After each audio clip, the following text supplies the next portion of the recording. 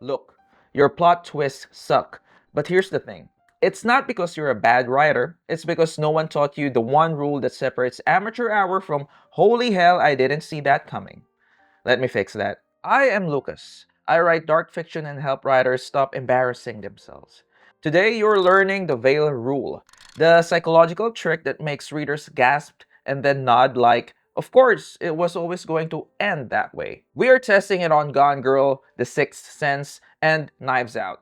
Plus, you get a brutal 4-question test that will kill your weak twists before they kill your story. The veil rule is stupidly simple. Plant the truth in plain sight, point readers somewhere else, then rip off the veil so the only answer that makes sense is the one you hid. You plant, distract, reframe, that's it. Most writers fail because they think twists are about being clever. No, they're about being honest in a way that readers don't notice until it's too late. If your twist requires you to lie to your readers or pull some Deus Ex Machina bullshit out of your poop hole, you've already lost. In this video, I will give you that 4-question reality check that separates real twist from amateur garbage. Plant means seeding the real answer with honest details that don't scream clue at your readers. Think of Chekhov's gun, but more subtle.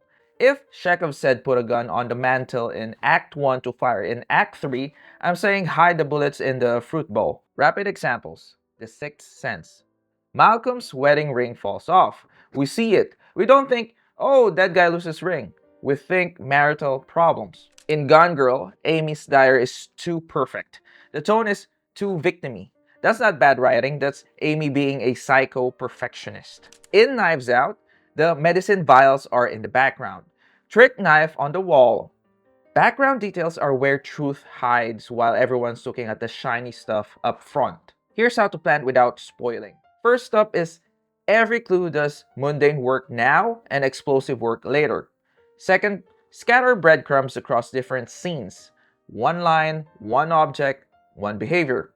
Third, if beta readers circle the same detail twice, you're telegraphing. If nobody notices, you're stingy. Now, planting is the honest part.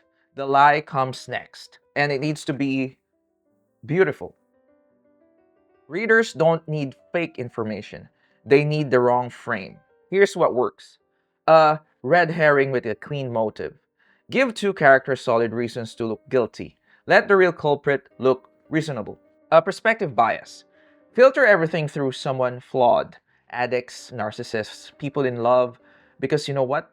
We trust narrators we shouldn't. And finally, time pressure. Because urgency makes people grab the first answer that fits. In Gone Girl, we read Amy's diary as truth because diaries feel authentic. The frame is the con. When it collapses, every fact stays the same but means something completely different. In Knives Out, we are busy rooting for Marta. Our empathy becomes the misdirection. We are complicit in our own deception, and that feels fair. Here are some rules so readers don't feel cheated. First up is never contradict earlier scenes, only recontextualize them. Second, if your POV character knows the twist, give tells like evasive phrasing, memory gaps, or weird word choices. Now, how do you pull off the reveal without readers wanting to throw your book at a wall? Reframe is equals to reveal plus instant back propagation. You don't just drop the bomb, you show the crater it leaves. Here's the formula. First is you state the new truth in one clean sentence. Then, flash 2 to 4 earlier moments that now click into place. And finally, show the emotional cost immediately. Someone wins or someone loses the story they believed. I'm going to give you a simple-ish template. X wasn't Y, X was Z. Which means scene A wasn't kindness, it was setup. Scene B wasn't accident, it was design. The best twists don't just surprise, they illuminate. Suddenly, the whole story feels inevitable. Now, are you ready for the 4-question bullshit detector that stress tests any twist in under 5 minutes? Question 1. If readers reread, do they find honest clues or new information you pulled out of nowhere? Question 2. Does different framing of existing scenes make the twist feel inevitable? Question 3. Can you state the reveal in one sentence without caveats and explanations? And finally, question 4, does a twist deepen character or theme, not just shock for shock's sake? If you can't answer yes to all 4, your twist is either random, no plan, lazy, no distract, or hollow, no deeper meaning. Now, let's speedrun 3 blockbusters so you can steal these moves tonight.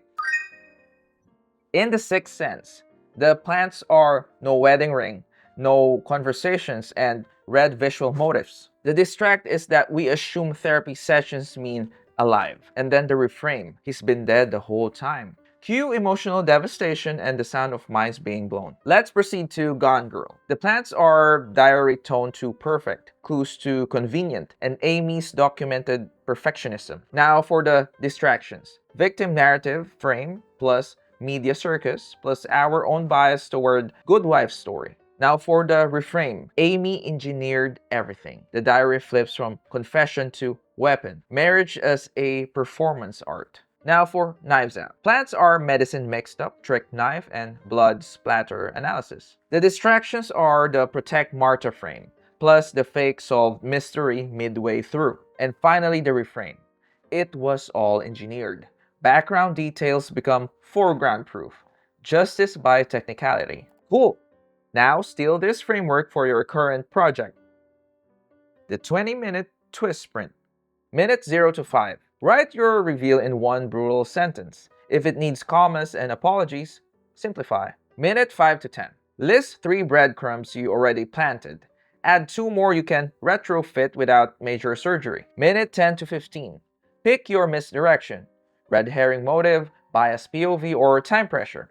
Choose the scene that carries it. Minute 15 to 20. Script your reframe. Do the one sentence reveal. Have those 2 flashback moments. And finally, the emotional aftermath. You don't need to reinvent storytelling. You need to play a fair game and beat readers honestly. Bonus round. Yes, we have a bonus round, and that's 3 ways to blow this in revision. First up is the out of nowhere twist. No plant. Feels like you panicked and pulled something from your ass. Second is the telegraph central. Every beta reader saw it coming. If so, then bury one clue deeper. Move one to a different scene or cut one out entirely. Third and last is the hollow shock. Basically nothing thematic changes. If this happens, make the reveal alter power, belief, or stakes for someone who matters.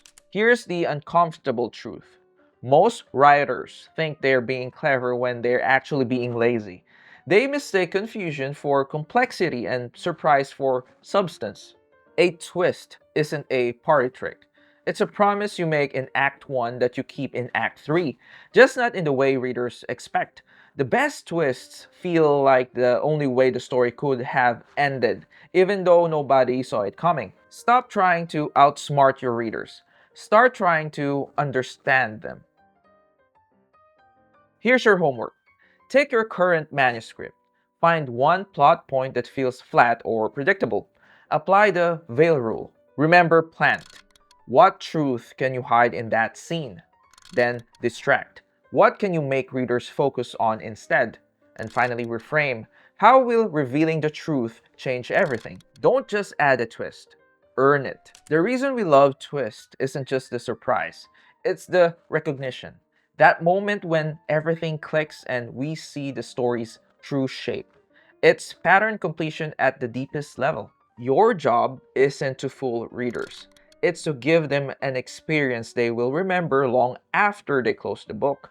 The holy shit moment followed immediately by, of course. That's the difference between a gimmick and a great storytelling. If you want me to brutally assess your twist using the veil test, drop your one sentence reveal in the comments.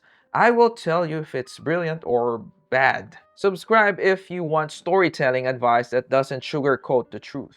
Because average writers create forgettable stories, and you're not average. I will see you in the next one.